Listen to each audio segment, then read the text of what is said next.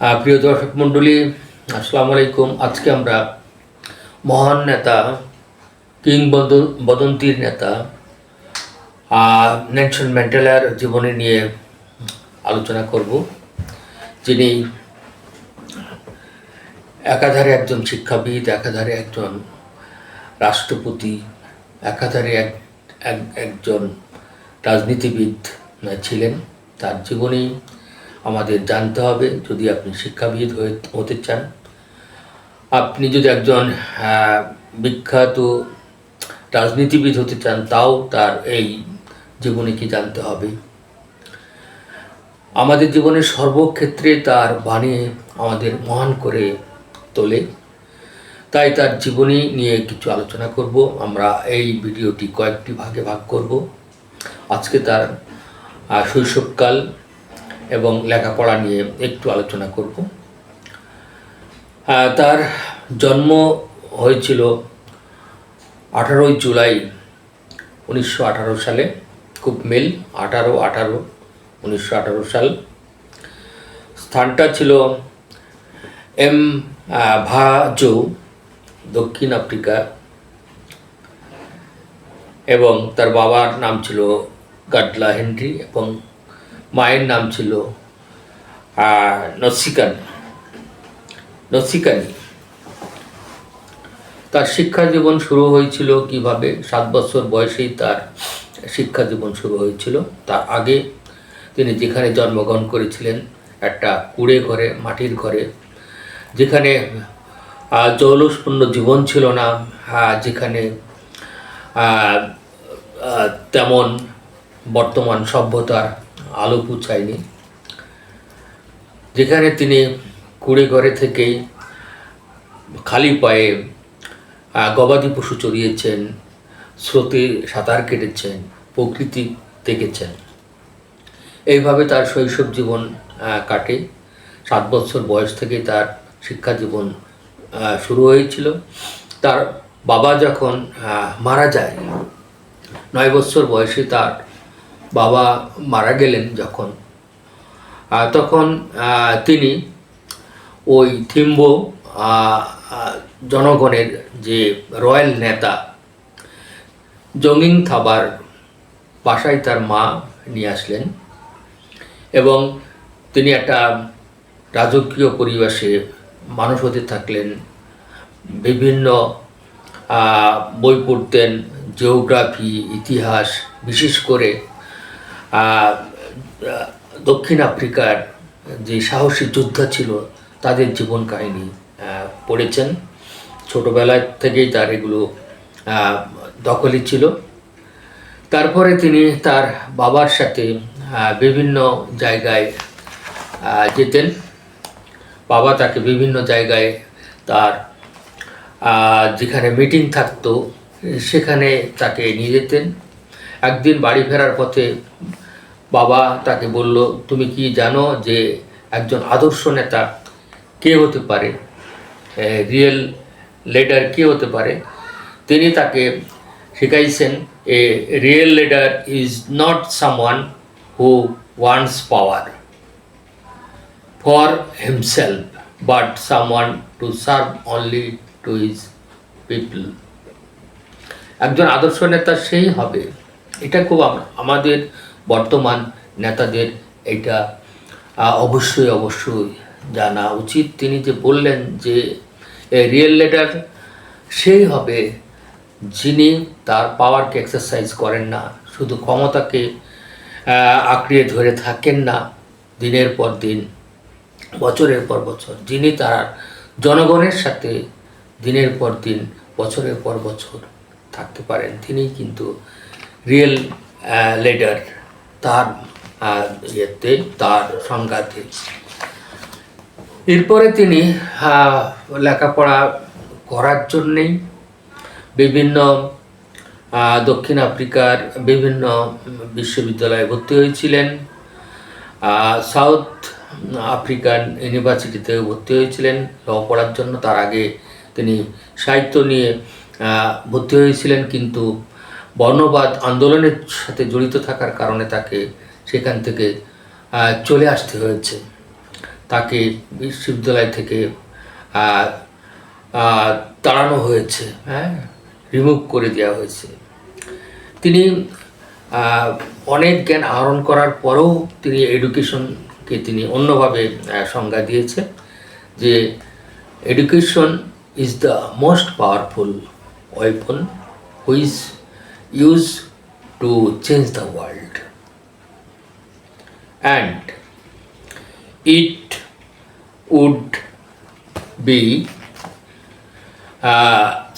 it would be something which will open the doors to better future. তিনি বললেন যে education এমন একটা অস্ত্র যা সমাজকে পরিবর্তন করে দিতে পারে, একটা দেশকে পরিবর্তন করে দিতে পারে এবং ভালো ভবিষ্যতের দরজা খুলে দিতে পারে। Open doors two future, better future. আমরা এই কথাগুলো তার কাছ থেকেই শুনেছি, জেনেছি। তিনি যে কাজগুলো করেছেন এই সময় পড়াশোনা চালিয়ে যাওয়ার সময় ওইখানে যে বর্ণবাদ বৈষম্য ছিল, সেই বর্ণবাদ বৈষম্যের জন্য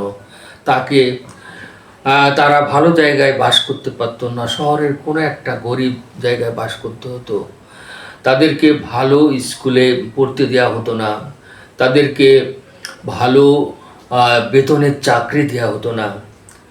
এই বৈষম্যগুলো তাকে ভাবিয়ে তুলত। তিনি কাজ করেছেন। যখন তিনি পড়াশোনা চালিয়ে যাচ্ছেন তখন তিনি কাজ করেছেন কিভাবে সোনার খনিতে, হ্যাঁ, গোল্ড মাইন, সোনার খনিতে পাহারাদার হিসাবে কাজ করেছেন। পড়াশোনার সময় কথা আমরা বলতেছি। আবার যখন লয়ে ভর্তি হয়েছেন, তিনি লয়ে শিক্ষা জীবন যেভাবে লাভ করেছে খুবই দুঃখজনক ব্যাপার। তিনি যখন জেলখানায় ছিলেন, বর্ণবাদ বৈষম্যের আন্দোলনে যখন জেলখানায় ছিলেন, তখন তিনি ল থেকে পাশ করেছিলেন জেলখানায় থাকাকালীন অবস্থায়। আইন বিষয়ে তিনি লেখাপড়া করেছিলেন জেলখানায় থাকা অবস্থায়। এরপরে তিনি তার আগে আরেকটা জিনিস আপনাদের জানতে হবে যে ল ফার্মেও কিন্তু তিনি ক্লার্কের চাকরি করেছেন। ল ফার্মে। তারপরে আমাদের মহাত্মা গান্ধীর বিভিন্ন আদর্শে অনুপ্রাণিত হয়ে তিনি নন ভায়োলেন্ট রেজিস্ট্যান্স গঠন করেছিলেন। এই নন ভায়োলেন্স রেজিস্ট্যান্স যখন গঠন করলেন, দলে দলে মানুষ এই সংস্থায় যোগ দিয়েছিলেন। কেউ চাকরি হারিয়েছেন, কেউ পরিবারকে ছেড়ে এসেছেন এবং এদেরকে ওই দেশের সরকার কঠোর হস্তে দমন করেছিলেন। কাউকে জেলে ঢুকিয়েছিলেন ওই দেশের সরকার, কাউকে মৃত্যু পর্যন্ত বরণ করতে হয়েছে। তারপরে তিনি কিছু কিছু সাহসিকতার কথা বলেছেন যেগুলো আমাদের জানতে হবে। যে courage is not the absence of fear, courage is not the absence of fear, it is inspiring others to move to their bounds. এবং আরেকটাও কথা বলেছেন যে the brave man is he who doesn't feel fear, who challenge that fear, who conquer that fear. তা আমরা তার এই কথাগুলো আমরা মনে রাখবো যে সেই সাহসিকতার পরিচয় দিয়েছে। বহুবার জেল খেটেছেন, 27 বছর জেল খেটেছেন। 27 বছর জেল খাটার পরে যখন তিনি তার জনগণের কাছে এসেছিলেন, তখন তিনি বলেছিলেন, আমি একজন প্রফেটের মতো, আমি একজন ধর্ম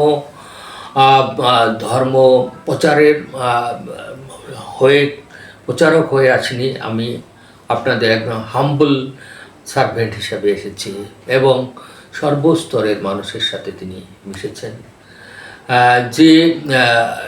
প্রথমেই তিনি কাজ করেছিলেন যেই বিষয়টা নিয়ে জেলে থাকাকালীন এবং জেলে থাকার আগে তিনি যে যাদের দ্বারা অত্যাচারিত হয়েছেন, জেলের মানুষগুলো, প্রহরীরা, গার্ডরা তাকে যেভাবে অত্যাচার করেছে, তারা খাবার দিচ্ছিল, তারা পানি দেওয়ার পরিবর্তে প্রস্রাব দিয়েছিল, আর তাকে তারা কঠোর পরিশ্রম করে নিয়েছিল জেলে থাকাকালীন তাকে একটা ছোট্ট ঘর দেওয়া হয়েছিল, যে ঘরে তিনি ছোট্ট একটা মাদুর পেড়ে ঘুমায় থাকতেন এবং 6 মাস পর পর একজনের দেখা করতে পারতেন, 6 মাস পর পর একজন চিঠি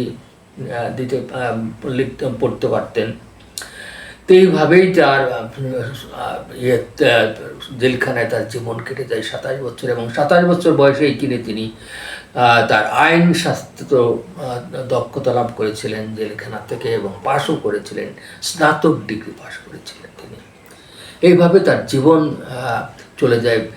জেলখানা থেকে বার হয়ে তিনি মানুষের, সর্বস্তরের মানুষের সাথে, ধর্ম, বর্ণ, রাজনৈতিক আদর্শ, সব ধরনের মানুষের সাথে তিনি মিশেছেন এবং কথা বলেছেন। সবার সাথে তিনি নতুন আফ্রিকা গড়ার জন্য কথা বলেছেন।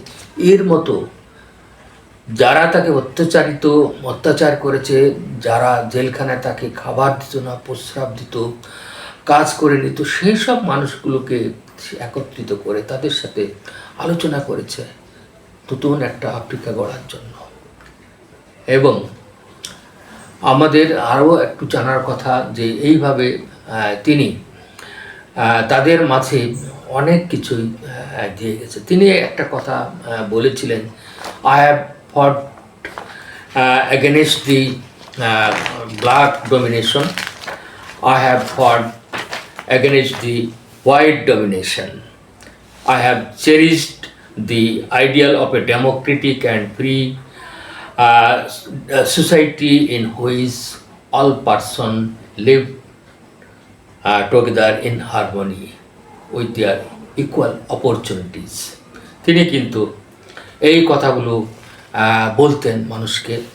এইভাবেই তিনি তারপরে তার জীবন কেটে গেছে। 1994 সালে তিনি যে ইলেকশন হয়, সেই ইলেকশনে দক্ষিণ আফ্রিকার প্রথম কৃষ্ণাঙ্গ নেতা হিসাবে প্রেসিডেন্ট হয়েছিলেন। এবং তিনি যেটা বলেছেন, আমরা সংক্ষিপ্ত আকারে বলেছি যে প্রতিশোধ নেবেন না, প্রতিশোধে দাঙ্গা বাড়ে, সুতরাং প্রতিশোধ না দিয়ে সমঝোতায় আসুন। তো এই কথাটা বর্তমান সমাজে, বর্তমান রাজনৈতিক আদর্শে কতটুকু সফলতা পাবে? যাদের রাজনৈতিক আদর্শে যারা আছেন, তারা সত্যিই কি দাঙ্গা হাঙ্গামা এগুলো করবেন না? যদি নেলসন ম্যান্ডেলার কথা শোনেন, তাহলে এই কথা মনে রাখবেন যে forgiveness is stronger than hate. আরেকটা কথা তিনি বলছেন যে একজন মানুষ আপনাকে ঘৃণা করলো, একজন মানুষ আপনাকে গালি দিল, যেমন জেলখানার থেকে বাইরে এসে যখন জনগণের সাথে তিনি মিশছেন, যে চাকরটা তাকে দেখে ভয় পেয়ে দূরে সরে যাচ্ছে, সেই চাকরটাকে তিনি ডাকছেন, যিনি প্রসাব খাইছেন তাকে জোর করে দিচ্ছেন, তাকে ডেকে ডেকে তার পাশে রেখে তাকে সুন্দর করে তার সাথে খেয়েছেন। তারপরে তিনি যখন চলে যান, জনগণ বললো কি, বলে এই ঘটনা ঘটাইছে। তো এখানে আমাদের যারা অত্যাচার করেছে, তাদের যারা গালি দিয়েছে তাদেরকে তিনি ক্ষমা করে দিতে বললেন যে resentment is like drinking poison and then hoping it will kill your enemies. আমরা 1994 সালে দক্ষিণ আফ্রিকায় নির্বাচন হওয়ার পরে তিনি জয়লাভ করেছিলেন, এবং তার প্রথম কাজ হয়েছিল রাগবি বলে যে খেলা, সেই খেলা তিনি শ্বেতাঙ্গদের দখলে ছিল, তিনি তাতে এটা নিয়ে এসে দিয়েছিলেন। তিনি একটা কথা বলেছিলেন, আমরা সংক্ষিপ্ত আকারে যাচ্ছি। তিনি সব স্তরের মানুষের সাথে মিশতেন এবং তিনি একটা সাহসের কথা বলেছেন, no matter how dark the route, no matter how high the mountain, hope and perseverance can change the world. আপনি সাহসিকতার কত কথাই তিনি বলেছেন এবং ছাত্রদের একটা কথা মনে রাখতে হবে যে never dream big but never give up তিনি বলতেন। সুতরাং আমরা এই মহান নেতা যিনি 5ই ডিসেম্বর 2013 সালে এই সমাজসেবক, এই সমাজ সংস্কারক, ইতিহাসের মহান কিংবদন্তি নেতা অকুতোভয় 95 বছর বয়সে পৃথিবী ছেড়ে চলে গেছেন। তিনি তার মহানুভবতা, সাহসিকতা, ক্ষমা, ধৈর্য, কষ্ট, শৃঙ্খলাবোধ, সহনশীলতা এবং শেখার আগ্রহ, অকুতোভয়, অধ্যবসায় ইত্যাদি চারিত্রিক বৈশিষ্ট্যের কারণে একটি নতুন শৃঙ্খলমুক্ত দেশ দিয়ে গেলেন। অবসান এবং যেখানে গণতান্ত্রিক এবং সমাজভিত্তিক একটি দক্ষিণ আফ্রিকা দিয়ে গেলেন। তার এই মৃত্যুদিনে তার বিদেহী আত্মার প্রতি মাগফিরাত কামনা করে আজকে আমি শেষ করছি। সবাইকে ধন্যবাদ।